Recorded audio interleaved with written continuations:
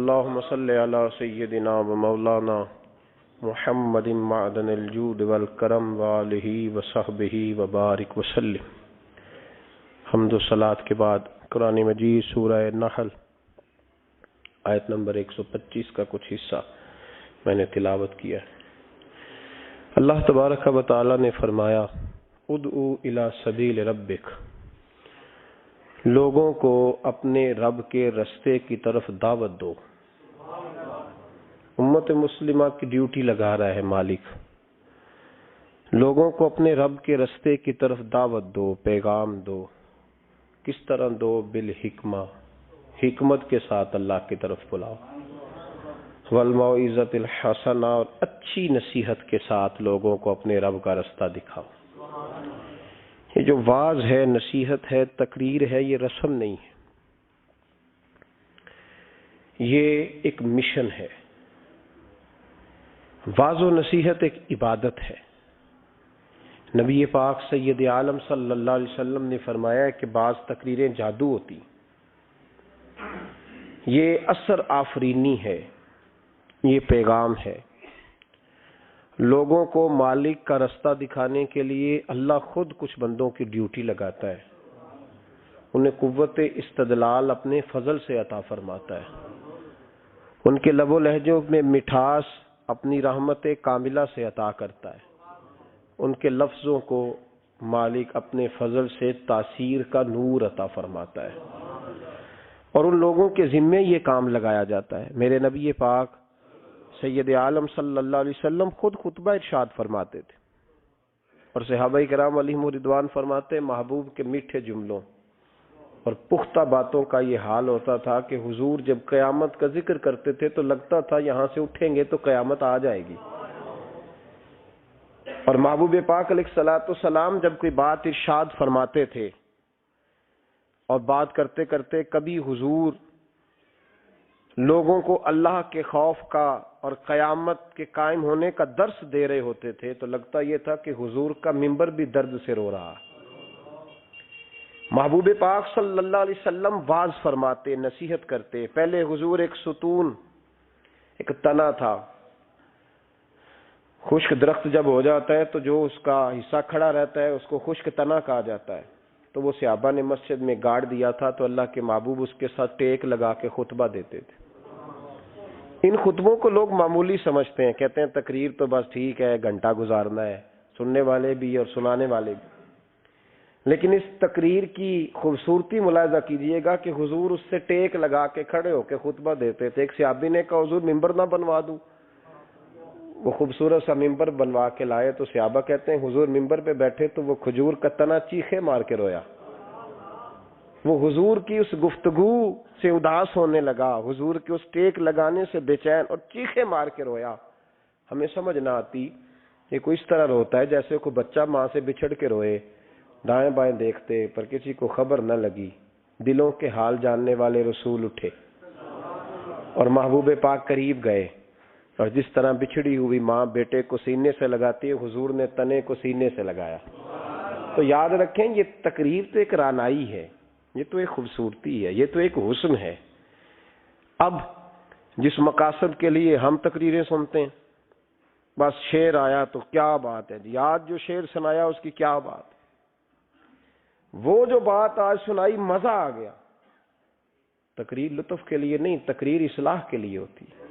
تو بتا تو نے اس سے حاصل کیا کیا، تیرے اندر تبدیلی کیا آئی، تو نے وہاں سے کیا چیز سیکھی، کون سا تیرا آج رخ بدل گیا، کس طرف تیری توجہ ہٹ گئی۔ بہت سارے تو ایسے ہیں جو تقریر کرنا ہی چھوڑ گئے، اور جو کرتے ہیں وہ بھی تقریریں نعروں کی نظر ہیں الا ماشاءاللہ، اور برسوں سے جو خود محفل نعت کرانے والا ہے وہ بیچارہ خود نمازی نہیں بن سکا، جو کئی سالوں سے ہر سال محفل سجاتا ہے اس نے کیا حاصل کیا وہاں سے۔ تقریر ایک خوبصورتی ہے۔ میرے محبوب کی تقریریں اور ان تقریروں کا کبھی حسن پوچھنا ہو تو صرف مسجد نبی کے ممبر سے خوشبو نہیں آئے گی، بلکہ آپ کو بدر کا میدان بھی بتائے گا کہ میں نے بھی مصطفیٰ کے خطبے سنے ہوئے ہیں، آپ کو احد کے پہاڑ بھی بتائیں گے کہ ہم نے بھی حضور کے خطبے سنے ہیں، اور آپ کو حنین کی وادیاں بھی بتائیں گی کہ مصطفیٰ خطبہ دیتے تھے، اور خانہ کعبہ میں جب حاجی طواف کر رہے ہوتے ہیں اور خطبہ جمعہ پڑھا جا رہا ہوتا ہے تو کعبہ کہتا ہے لوگوں مجھ سے پوچھو فتح مکہ کے موقع پر اونٹنی پر بیٹھ کر جب مصطفیٰ نے خطبہ پڑھا تھا کیا خطبہ تھا، کیا رنگ تھا، کیا رعنائی تھی. تو یہ خطبے حضرت ابو بکر صدیق تقریر کرتے تو لوگ کہتے ہیں یوں لگتا کہ ابو بکر دلوں میں اتر جائیں گے. عمر کبھی خطبہ پڑھتے تو یوں لگتا کہ عمر یہاں بول رہے ہیں اور کیسر و کسرا وہاں کانپ رہے ہیں. ان لوگوں کی باتوں میں ٹھنڈک تھی. جہاں یہ دین کے مجاہد بنتے تھے تو وہی باتیں جلال تھیں، کمال تھا ان کی باتوں. بہت سارے لوگوں کی گفتگو اتنی خوبصورت ہوتی ہے. اب تو لوگ تقریر کرنے والے کو مولوی کہتے ہیں اور دم کرنے والے کو صوفی کہتے ہیں. حالانکہ صوفیاء کا سب سے زیادہ کمال یہ ہے کہ وہ لوگوں کو اپنی گفتگو سے اللہ کی طرف موڑ دیا کرتے ہیں.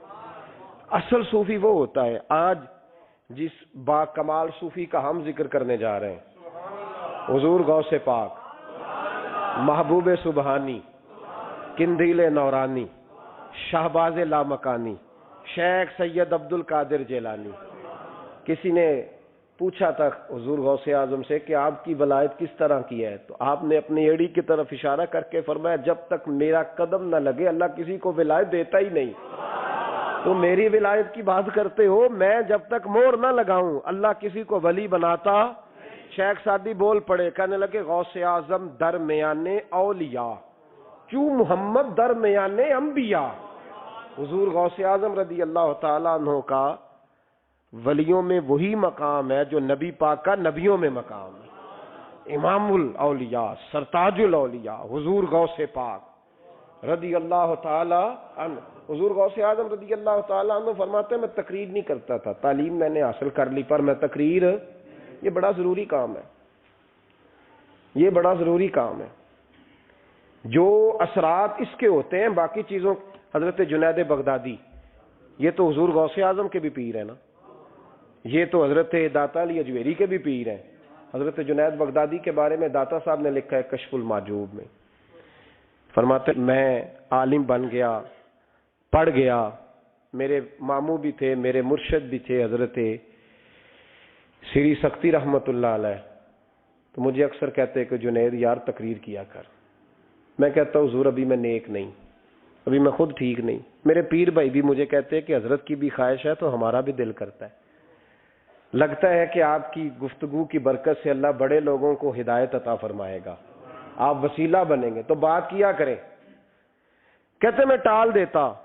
میرے نصیب دیکھو، ایک دن میں اپنے گھر میں سویا ہوا تھا تو اچانک بغداد کی ساری گلیوں نے مہکنا شروع کر دیا. فرماتے اچانک ٹھنڈی خوشبوئیں پھیل گئیں. میرے نصیب دیکھو کہ مجھے مصطفیٰ کریم کا دیدار نصیب ہو گیا. خواب میری وچ آیا ماہی تے میں گل وچ پا لئیاں باواں تے ڈر دی ماری اکھ بھی نہ کھولاں کتے پھر وچھڑ نہ جاواں. کہتے ہیں حضور تشریف لائے تو مصطفیٰ نے بڑا ہی نوازا، محبوب نے بڑا ہی نوازا. کاش آپ کو لذت آئے اس بات کی. حضور نے اللہ اکبر بڑا ہی نوازا. کہتے ہیں محبوب جانے لگے تو ہلکا سا جملہ، میٹھی سی بات، ایک جملہ بڑا میٹھا سا. جاتے دفعہ فرمانے لگے جنید تقریر کیا کر یار، تقریر کیا کر. داتا صاحب لکھتے ہیں، داتا صاحب فرماتے ہیں کہ حضرت جنید بغدادی کہتے ہیں عرض کی حضور اب تو ضرور کروں گا، اب تو روز کروں گا، کھول کے کروں گا. فرماتے ہیں میں جب اٹھا نا، فجر کی اذان ہوئی، وضو کیا، سنتیں پڑھی تو دل میں چور آ گیا. میرے دل میں خیال آیا کہ پیر صاحب نے تو کبھی نہیں بتایا کہ انہیں دیدار ہوا ہے، تو مجھے تو ہوا ہے نا. پیر صاحب نے، بہت سارے لوگ پیر صاحب سے خود سیانے ہوتے ہیں نا، ان کو خود نور نظر آتا ہے روز خواب میں، وہ بہت سارے جلوے خود بیان کر لیتے ہیں. تو کہتے ہیں میرے دل میں خیال آیا کہ پیر صاحب نے تو کبھی نہیں بتایا تو مجھے تو ہوا ہے. کسی درویش نے ایک شعر کہا تھا پر بڑے مسئلے اس نے حل کیے. وہ کہنے لگا جڑے محرم راز حقیقت دے او راز حقیقت کھول دے نہیں، او جنہ ویکھیا نہیں او کرن گلاں، جنہ ویکھ لیا او تے بول دے ہی نہیں. جنہ ویکھ لیا ہو ان سے بولا جاتا بھی نہیں، بولا جاتا بھی نہیں. تو کہتے ہیں میں سنتے گھر پڑی تو خرامہ خرامہ چلا تو دل میں چور تھا، بانج فقیروں کسے نہیں ماریا، اے ہوئی چور اندر دا. کہتے ہیں میں گیا حضرت کے پیچھے نماز پڑھی 7ویں صف میں، تو اندر چور تھا کہ میرا تو درجہ اونچا چلا گیا ہے لیکن مجھے دیدار ہوا ہے. تو کہتے ہیں نماز حضرت نے خود پڑھائی، تو نماز پڑھا کے کہنے لگے جنید آگے آ جا. فرماتے ہیں میں 3ری صف میں آ گیا تو کہنے لگے چل یار تھوڑا اور نیڑے آ جا. کہتے ہیں میں قریب جا کے نا پہلی صف میں بیٹھا تو کہنے لگے ادھر آ میرے ساتھ بیٹھ. کہتے ہیں میں ان کے ساتھ بیٹھ گیا، حضرت کے ساتھ. یہ بھی کسی نصیبوں والوں کو نصیب ہے نا. کہتے ہیں میں ساتھ بیٹھ گیا مرشد کے، تو شیخ تسبیح رول رہے تھے. ادھر دیکھنا میری طرف، تسبیح پھیر رہے ہیں، اور تسبیح پھیرتے پھیرتے نا اچانک آنکھ اٹھائی اور میری طرف دیکھ کے کہنے لگے اب تقریر کرو گے نا، جڑے محرم راز حقیقت دے، اب کرو گے نا تقریر. تو میرے اندر تو چور تھا. میں نے کہا جی اب کیا ہوا ہے؟ چور تھا نا کہ مجھے پتا ہے کسی کو پتہ ہی نہیں، اب کیا ہوا ہے؟ تو کہتے ہیں وہ چپ کر گئے. چند منٹ کے وقفے کے بعد پھر فرمانے لگے اب کرو گے نا تقریر. کہتے ہیں اندر چور بیٹھا تھا. میں نے کہا حضور ہوا کیا ہے بتائیں تو صحیح. کہتے ہیں انہوں نے تسبیح چھوڑی، جبہ سمیٹا اور چہرہ میری طرف پھیرا، اور میں نے ان کی آنکھوں میں جو روشنی آج دیکھی پہلے کبھی نہیں دیکھی تھی. لب و لہجے میں جو جلال آج دیکھا وہ کبھی نہیں دیکھا تھا. فرماتے ہیں حضرت بولے نظر تو وہ ظالم نظر ہے، اٹھے تو بیڑا ہی پار کر دے، گرے تو خانہ خراب کر دے. فرماتے ہیں میں نے حضرت کا جلال دیکھا اور میری طرف دیکھ کے فرمانے لگے جنید کل جو رات گزری ہے مجھے خواب میں اپنے رب کا دیدار ہوا تھا. تو مالک نے پوچھا کہ سری کوئی بات بتا. تو میں نے عرض کی مولا ایک ہی مرید تیار کیا ہے وہ بھی تقریر نہیں کرتا، کبھی تیرے حبیب کا ادھر کا پھیرا ہو تو ذرا جنید کو اشارہ کر جائے تو چلو میرا بھی کام بن جائے گا، لوگوں کا بھی نفع ہوگا. کہتے ہیں حضرت جنید بغدادی کہ میری چیخ نکلی، اللہ اکبر کہا تو میرے کپڑے پھٹ گئے. بغداد کی وہ مسجد ساری رونے لگی. کہتے میں قدموں میں گرا اور میں نے کہا محبوبہ مجھے معاف کر دے، مجھے تو آج پتہ چلا ہے کہ میرے اوپر مصطفیٰ بھی کرم فرمائے تو تیری دعاؤں کی برکت سے فرماتے. تقریر اتنا ضروری کام ہے کہ محبوب خود فرماتے ہیں جنید تقریر کیا کر بات یار لوگوں کو فائدہ ہوگا. حضور غوث اعظم رضی اللہ تعالیٰ عنہ فرماتے میں تقریر نہیں کرتا تھا، تعلیم مکمل کر لی بات نہیں کرتا تھا. میں کہتا تھا میں کیسے لوگوں کے سامنے واز کروں. کہتے ہیں مجھے خواب میں مصطفیٰ کریم کا دیدار نصیب ہوا. محبوب نے فرمایا عبد القادر بات کیوں نہیں کرتے؟ میں نے کہا حضور یہ عربی لوگ ہیں، فصیح و بلیغ ہیں، ہر آدمی بات سمجھتا ہے تو میں کس طرح اتنے مجمع میں بولوں گا، بڑا مشکل کام ہے، ہر آدمی کی ذہنی سطح کے مطابق کیسے بات کروں گا. کہتے ہیں مصطفیٰ کریم نے فرمایا منہ تو کھولو ذرا. کہتے ہیں میں نے منہ کھولا تو حضور نے 7 دفعہ لعاب دہن میرے منہ میں ڈال دیا. فرمایا اب تو بولتے جانا اور میری برکتیں تیری مدد کرتی جائیں گی. آپ فرماتے ہیں اگلی شام میں سویا تو مولا علی شیر خدا بھی آ گئے. تو فرمانے لگے عبد القادر منہ کھول نا بیٹا تو میرا بھی ہے. کہتے ہیں میں نے منہ کھولا تو حضرت علی نے 6 دفعہ لعاب دہن ڈالا. تو میں نے کہا حضور آپ نے 6 دفعہ ڈالا ہے. تو خواب میں حضرت علی فرماتے ہیں کہتے ہیں بیٹے میں نبی پاک کے برابر تو نہیں نہ ہو سکتا، میں نبی پاک کے برابر. حضور نے 7 دفعہ ڈالا ہے تو 6 دفعہ اس لیے ڈالا ہے کہ میں حضور کے برابر. صحابہ تو خواب میں بھی آ کے کہتے ہیں ہم نبی کے برابر نہیں. تو کیسے نبی کے برابر بن گیا؟ وہ تو خواب میں بھی آ کے کہتے ہیں کہ ہم حضور کے برابر. تو زندگی میں دعوے کرتا پھرتا ہے. حضور غوث اعظم فرماتے ہیں بس پھر چھوٹی سی مسجد اور اس میں میں نے تقریر شروع کی. میں اکیلا ہی چلا تھا جانب منزل مگر، پھر لوگ ملتے ہی گئے، پھر کارواں بنتا گیا. فرماتے ہیں چھوٹی سی مسجد، پھر مسجد بڑی ہوئی، پھر مجمع بڑھ گیا. فرماتے ہیں پھر جامع مسجد، پھر مجمع وہاں بھی کم پڑ گیا. پھر بغداد کی عیدگاہ وہ بھی بھر گئی تو صحرا میں جا کے خیمے لگ گئے. کہتے ہیں تقریر ہوتی تو ہزاروں کا مجمع، ہزاروں کا. ملا علی قاری کہتے ہیں غوث اعظم کے اجتماع میں 70 ہزار لوگ شریک ہوتے تھے. ہزاروں علماء کاغذ قلم لے کے بیٹھے ہوتے تھے کہ غوث پاک جو باتیں بیان کریں گے تفسیری نقطے ہم نے نوٹ کرنے. اور حضور غوث اعظم کو اللہ نے یہ کمال دیا تھا، کمال. یہ آپ کی کرامت تھی کہ بغیر سپیکر کے بولتے تھے. جیسی سمجھ پہلے والے کو آتی تھی ویسی آخری والے کو آیا کرتی تھی. آج نا کرامت کی بات آتی ہے تو بندے چھپنے لگ جاتے ہیں، کہتے ہیں نہیں یہ نہیں ہو سکتا. بڑا مدافعانہ سا عمل، بڑا شرمندہ سا لب و لہجہ جی وہ غوث پاک ایک دن ایک صاحب کرامت بیان کر رہے تھے تو بڑے جھجک کے حضور غوث اعظم، میں نے کہا تو بیٹھ، مجھے بیان کرنے دے، تو ڈر رہا ہے، کرامت سے ڈر رہا ہے، مجھے بیان کرنے دے، میں بیان کرتا ہوں، مجھے بیان کرنے دے۔ مولانا علی قاری علیہ رحمہ نے لکھا ہے، دیگر بہت سارے لوگوں نے لکھا ہے، غوث اعظم خطبہ دے رہے تھے، تقریر کر رہے تھے، اچانک ہاتھ آگے بڑھایا تو یہاں تک ہاتھ بھیگ گیا غوث اعظم کا۔ ہاں کھول کے دیکھے، کھول کے بات کر رہا ہوں، ہاتھ یہاں تک بھیگ گیا۔ مرید کہتے ہیں ہم نے پوچھا حضور پانی بھی کوئی نہیں، ہاتھ بھیگ گیا۔ میں چپ کر کے سبق پڑھو، شاگردوں کو پڑھا رہے، چپ کر کے سبق پڑھو۔ تھوڑی دیر گزری، چند گھنٹے تو ایک قافلہ آ گیا، سارے لوگ پانی میں بھیگے ہوئے ہیں۔ حضور غوث اعظم کے سامنے کھڑے ہوئے، کہا حضور آپ نے بڑی کرم نوازی فرمائی، بڑی کرم نوازی۔ وہ شاگرد کہنے لگے ہوا کیا؟ تو وہ لوگ کہنے لگے کشتی میں بیٹھے تھے تو کشتی ڈوبنے لگی، ہم نے کہا یا شیخ عبد القادر جیلانی، خدا کے فضل سے ہم پر ہے سایہ غوث اعظم کا، ہمیں دونوں جہاں میں ہے سہارا غوث اعظم کا۔ کہتے ہیں حضور غوث اعظم نے وہاں بیٹھے ہاتھ لگایا اور ڈوبتی کشتی کو باہر نکال لیا، اور ڈرنے لگے، کہنے لگے جناب یہ کرامت لوگ نہیں مانیں گے۔ تو میں کہا جنہیں نہیں مننا نہ منے، ان کے کانوں کے نا پیچھے خارش ہوتی ہے جب اس طرح کی ولیوں کی بات بتائی جائے۔ وہ تو حضور غوث اعظم کی بات نہیں مان رہا، پڑھنا سورہ نمل پڑھ۔ حضرت سیدنا سلیمان علیہ السلام اپنے محل میں بیٹھے دربار میں، فرمایا ملکہ بلقیس کا تخت چاہیے۔ تم قرآن نہیں پڑھتے؟ ملکہ بلقیس کا تخت چاہیے۔ تو ایک جن اٹھا، اس نے کہا دربار برخاست ہونے سے پہلے، دربار کے برخاست ہونے سے پہلے، بے شک آپ 5 منٹ میں برخاست کر دیں تخت آ جائے گا، ہزاروں میل دور تھا۔ پتہ نہیں کہاں قرآن پڑھتے ہو تم، بنی اسرائیل کے ولیوں کی کرامتیں مانتے ہو اور نبی پاک کی امت کی باری آئے تو تمہیں خارش ہوتی ہے۔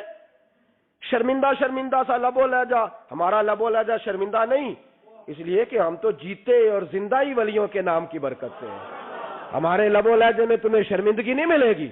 ہم اس طرح بیان نہیں کرتے کہ کوئی کیا کہے گا تو بچ کے جملے۔ حضرت سلیمان سے کہا آپ کا دربار برخاست ہونے سے پہلے، آپ نے فرمایا نہیں بھائی اس سے بھی پہلے چاہیے۔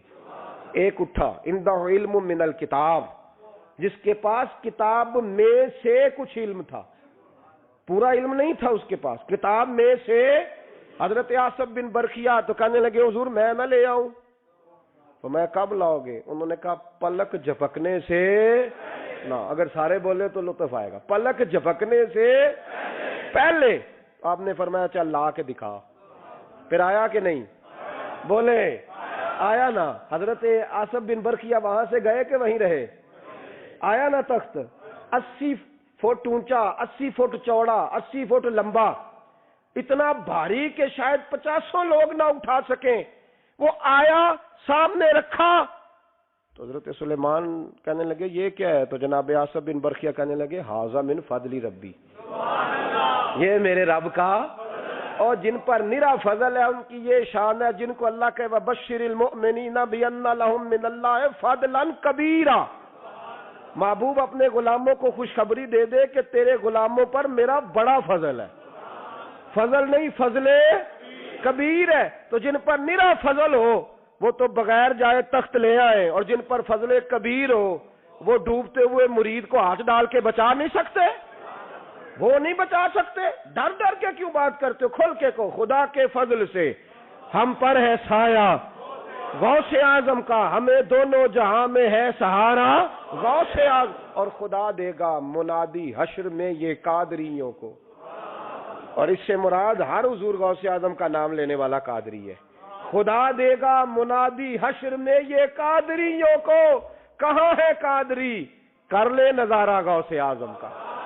کہاں ہے قادری؟ کر لے نظارہ غوث اعظم کا رضی اللہ تعالی عنہ۔ اور جمیل قادری 100 جاں سے ہو قربان مرشد پر، یہ اعلیٰ حضرت کے خلیفہ تھے جنہوں نے لکھا ہے، کہتے ہیں جمیل قادری 100 جاں سے ہو قربان مرشد پر، بنایا جس نے مجھ جیسے کو بندہ غوث اعظم کا، بنایا جس نے مجھ جیسے کو بندہ غوث اعظم کا۔ حضور غوث اعظم کی کرامات کا تو یہ حال ہے کہ ملا علی قاری کہتے ہیں تواتر ہے کرامتوں میں، اور کہتے ہیں لکھتے وقت سوچتے ہیں کون سی لکھیں کون سی چھوڑیں، کون سی لکھیں اور ایک عیسائی مسلمان دونوں جھگڑا کر رہے ہیں، غوث اعظم گزر رہے ہیں، جھگڑا ہو رہا ہے۔ عیسائی مسلمان سے کہتا ہے ہمارے نبی عیسیٰ علیہ السلام نے مردے زندہ کیے، تمہارے نبی نے بھی کو کیا تو بتاؤ۔ مسلمان پڑھا ہوا نہیں تھا، حالانکہ نبی پاک نے بڑے مردے زندہ کیے، پڑھا نہیں تھا، بتا نہ سکا۔ غوث اعظم کے کان میں آواز گئی تو جا کے عیسائی کا بازو پکڑ کے جھنجھوڑا، فرمانے لگے کیا کہا تم نے؟ میرے مصطفیٰ نے مردہ زندہ کیا تو بتاؤں؟ فرمایا تو نبی پاک کی چھوڑ، میں غلاموں کا غلام ہوں، میں غلاموں کا غلام ہوں، مجھے بتا کون سا مردہ زندہ کرنا ہے۔ تو چھوڑ حضور کی بات نہ کر، میں غلاموں کا غلام ہوں، مجھے بتا کون سا مردہ زندہ کرنا ہے۔ پرانی قبر پہ لے گیا، کہنے لگا جی اگر نہ ہوا تو؟ غوث اعظم فرمانے لگے جو تو کہے گا وہ میں کروں گا۔ تو کہنے لگے اگر ہو گیا تو؟ اگر تو غوث اعظم کہنے لگے نہ میرے خانقاہ پہ جھاڑو دینا، نہ میرے برتن مانجنا، نہ میرے گھر کا سودا لانا، اگر زندہ ہو گیا تو بس میرے نبی کا کلمہ پڑھ جانا، بس میرے رسول کا کلمہ پڑھ جانا۔ اللہ اکبر۔ اس نے جو سب سے پرانی قبر تھی نا، وہ کہتا ہے یہ ہمارے دادا نے بھی نہیں دیکھا تھا بندہ کون ہے۔ اس قبر پہ کھڑا ہو کہنے لگا اس کو زندہ کریں۔ تو غوث اعظم رضی اللہ تعالیٰ عنہ قبر کے سرانے کھڑے ہوئے تو دعا کرنے لگے، کہنے لگے مولا اپنے لیے نہیں، تیرے رسول کے لیے۔ پھر فرمایا قم باذن اللہ، اٹھ اللہ کے حکم کے ساتھ۔ ایک عورت کلمہ پڑھتی ہوئی کھڑی ہو گئی، کھڑی ہو گئی، اور کھڑی ہو کے اس نے پہلا جملہ کہا تو کمال کر دی، کہنے لگی میرے نصیب دیکھو، میں بنی اسرائیل کی تھی، عبد القادر تیرے صدقے جاؤں، تو نے مجھے کھڑا کیا ہے تو اللہ نے مجھے مصطفیٰ کا کلمہ پڑھنے کی توفیق دے دی، تیرے قربان جاؤں عبد القادر، تیری کیا بات ہے۔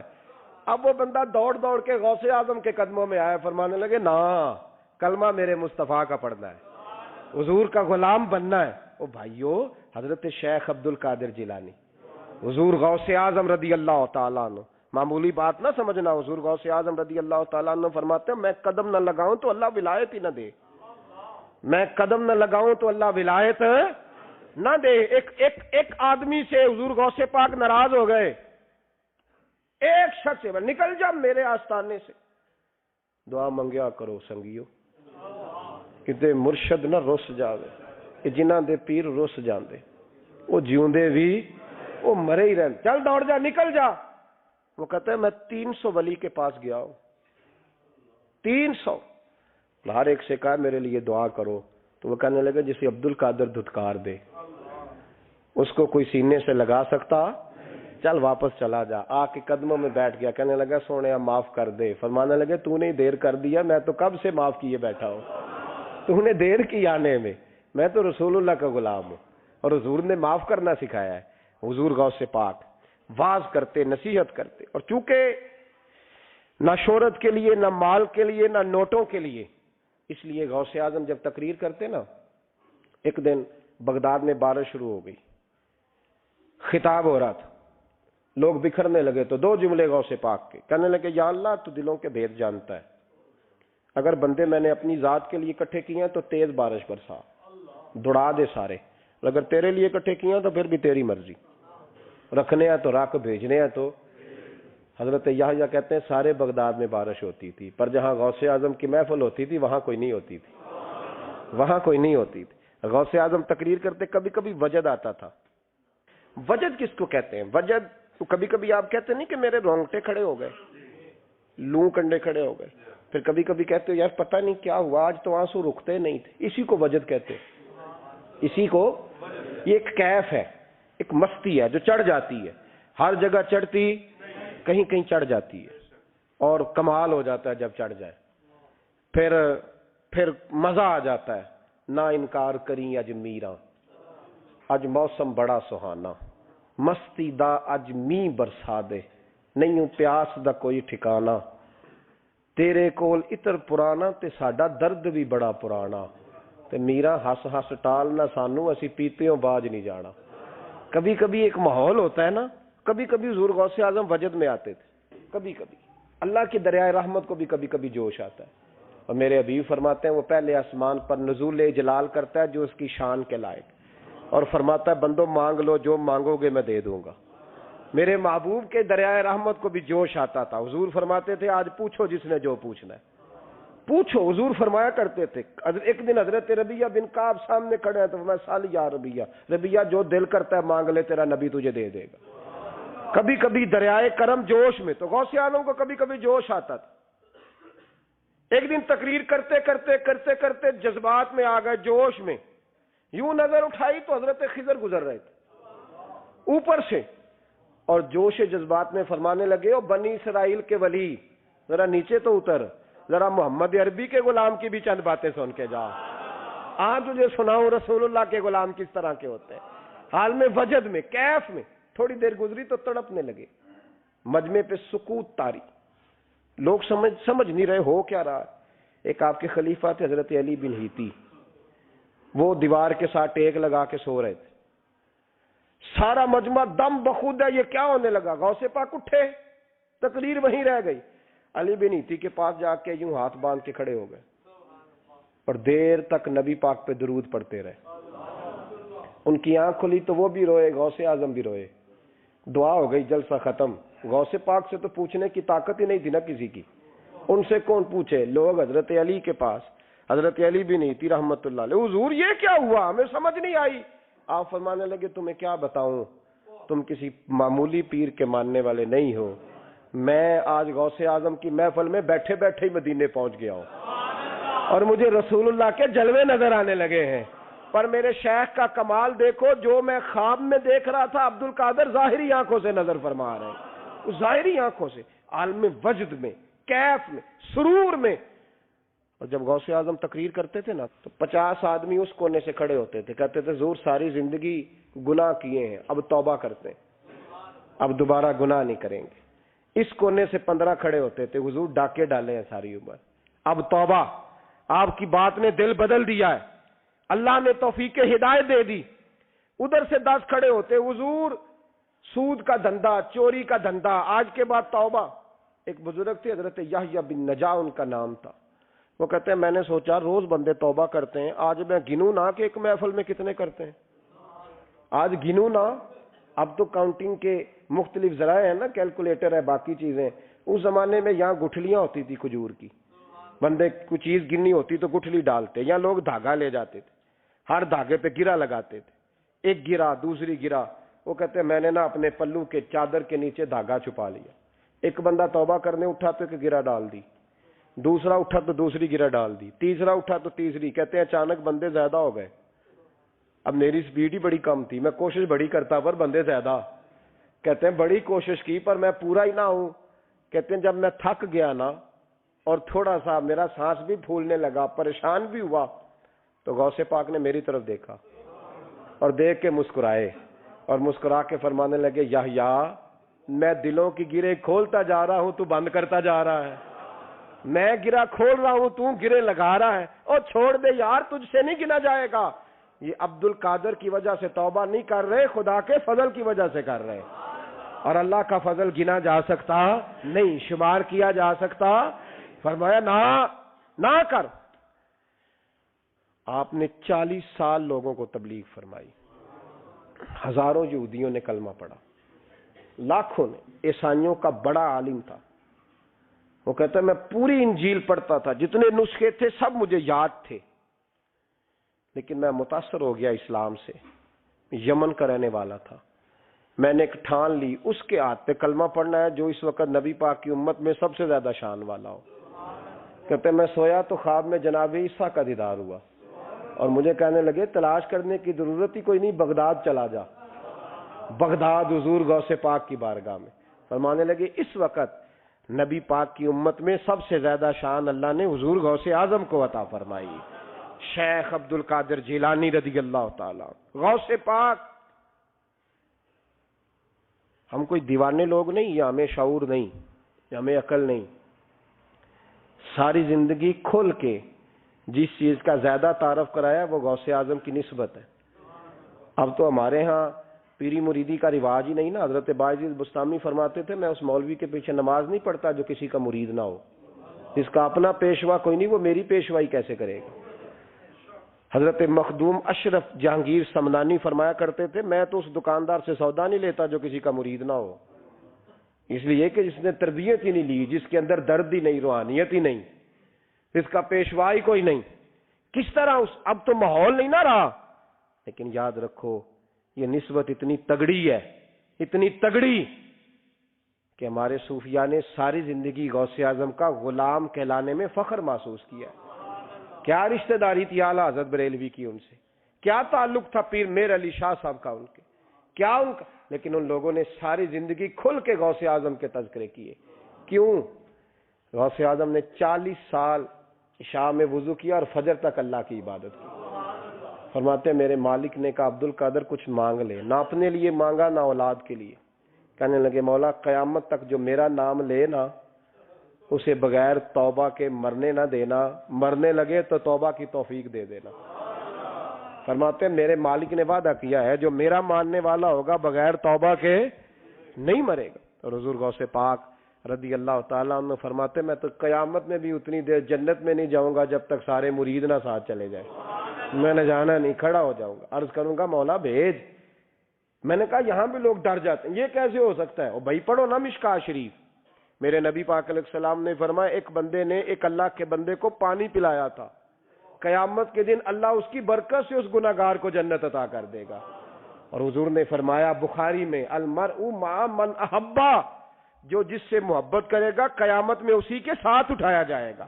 تو ساری زندگی قادری کہلائے، ساری زندگی غوث اعظم کا غلام کہلائے، ساری زندگی خواجہ اجمیر کا نوکر کہلائے، ساری زندگی شاہ نقش بند کا غلام کہلائے، ساری زندگی شیخ شہاب الدین سہروردی کا اپنے آپ کو منسوب کرے اور دنیا سے جائے تو ایسے ہی چلا جائے.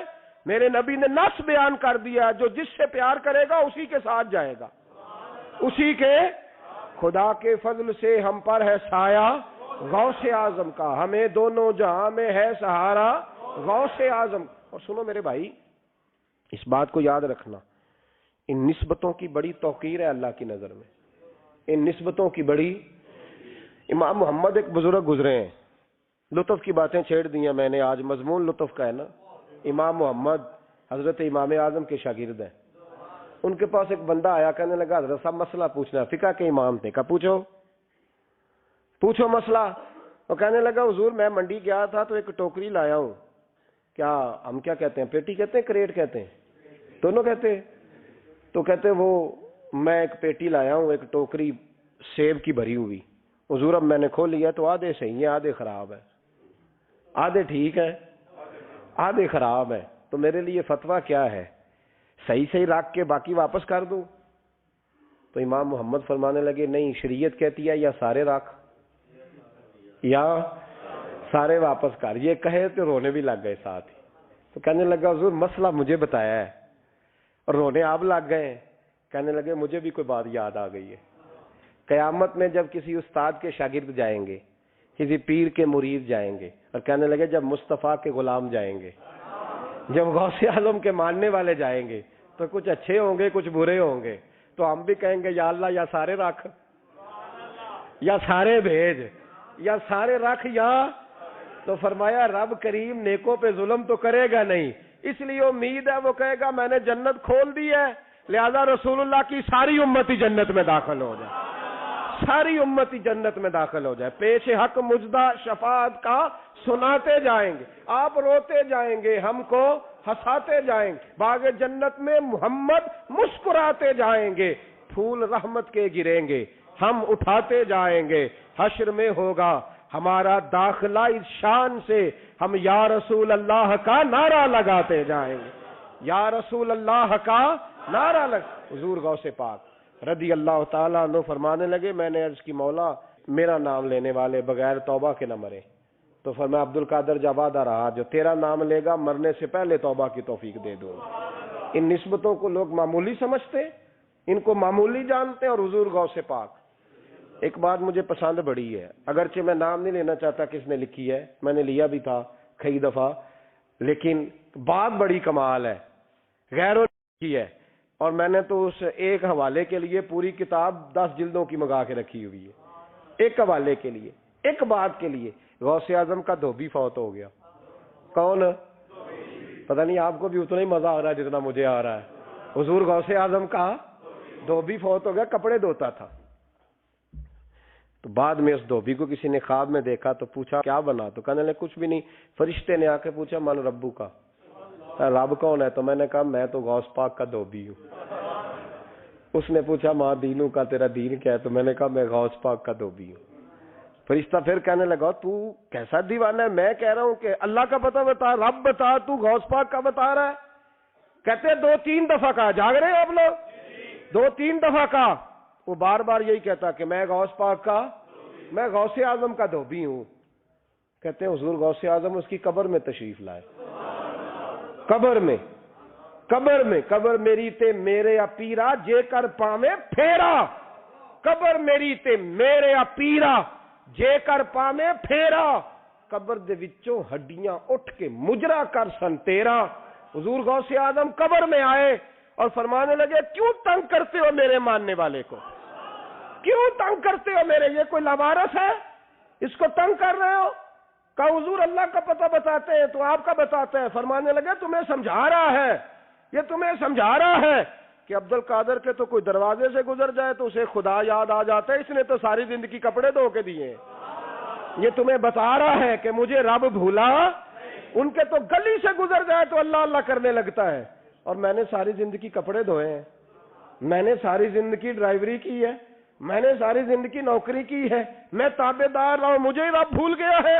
فرماتے ہیں حضور غوث اعظم نے فرمایا مجھ سے پوچھو کیا پوچھنا ہے، مجھ سے پوچھو. فرشتے کہنے لگے ہم پوچھتے ہی نہیں، ہم پوچھتے ہی نہیں، عبد القادر جانے اور خدا جانے.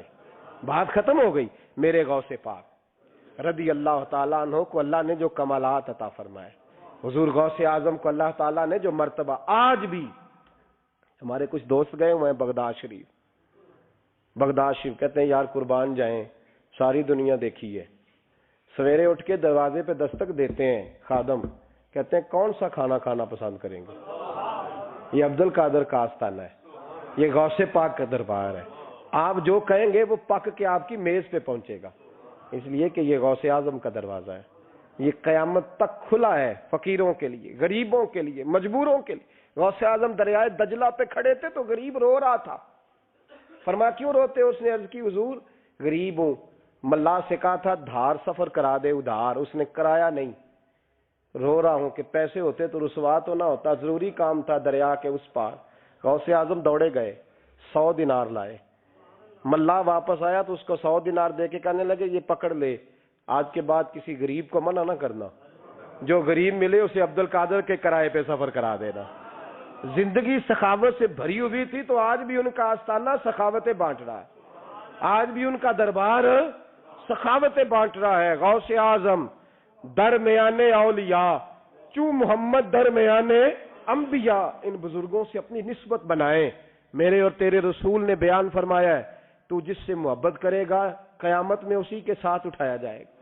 کھل کے پیار کر اللہ کے ولیوں سے، شرم کر کے نہیں، جھچک کے نہیں، تھوڑا کر لیا تو تھوڑا نہیں جی ہم ماننے والے ہیں، ان کی تعلیمات پہ چلنا چاہیے. او بھائی تعلیمات بڑی ضروری ہیں پر ان سے عشق کھل کے کرنا چاہیے، ان سے محبت کھل کے کرنی. اور وضاحت کر دوں، ہم یہاں ہیں وہ بغداد میں ہے تو وضاحت کر دوں. ترغیب و ترہیب میں حضرت ابو ذر غفاری کی حدیث ہے، عرض کرنے لگے یا رسول اللہ صلی اللہ علیہ وسلم ایک آدمی کسی قوم سے پیار کرتا ہے، ان سے ملا بھی نہیں، ان کی طرح کا بنا بھی نہیں، کوشش کی لیکن ویسا ہوا بھی نہیں، حضور اس کے لیے کیا حکم ہے؟ پیار صحیح کرتا ہے تو میرے نبی پاک نے فرمایا پیار خالص کرے، اللہ قیامت کے دن دونوں کو اکٹھا فرما دے گا، اکٹھے ہو جائیں گے دونوں. حضور نے نص بیان کر دی، ان سے پیار کرو تو کھل کے کرو. یہ جھجک کے اور بڑا کمزور سا رویہ اختیار کرنا یہ ہمارا طریقہ نہیں. ہم غوث اعظم کے ماننے والے ہیں تو کھل کے ماننے والے ہیں، غوث اعظم کا نام لیتے ہیں تو کھل کے لیتے. ہم تو اعلیٰ حضرت فاضل بریلوی کا تذکرہ کرتے ہیں تو سار اٹھا کے کرتے ہیں، بڑا اونچا قد ہوتا ہے ہمارا جب ہم احمد رضا کا ذکر کرتے ہیں، اس لیے کہ جو مشائخ اللہ نے ہمیں دیے ہیں وہ کسی اور کے حصے میں آئے ہی نہیں. باقی تو کوئی انگریز کے ہاتھ پہ بک گیا، کوئی کہیں چلا گیا. یہ حضرت اجمیری کا فیضان، یہ داتا علی اجمیری کا فیضان، یہ حضرت بہاءالحق نقش بند کا فیضان اور غوث اعظم کا فیضان، یہ جہاں جہاں گیا ہے یہ توانائیاں ہی عطا کرتا گیا ہے. اس لیے پیار کریں، کھل کے کریں. غوث اعظم کا دن منائیں، کھل کے منائیں. 11ویں پکائیں تو کھل کے منائیں اور کھل کے کھائیں، لیکن غوث اعظم سے پیار سچا کریں، ان کی تعلیمات پر توجہ سے ہی کریں، ان بزرگوں کے نقش قدم چلیں، جھچک جھچک کے نہیں، ڈر ڈر کے نہیں، آہستہ آہستہ نہیں، کھل کے ایک دفعہ کہیں خدا کے فضل سے ہم پر ہے سایہ غوث ہمیں دونوں جہاں میں ہے سہارا، غوث خدا دے گا منادی حشر میں یہ قادریوں کو، کہاں ہے قادری کر لے نظارہ غوث اعظم کا۔ آخر دعوانا ان الحمدللہ رب العالمین۔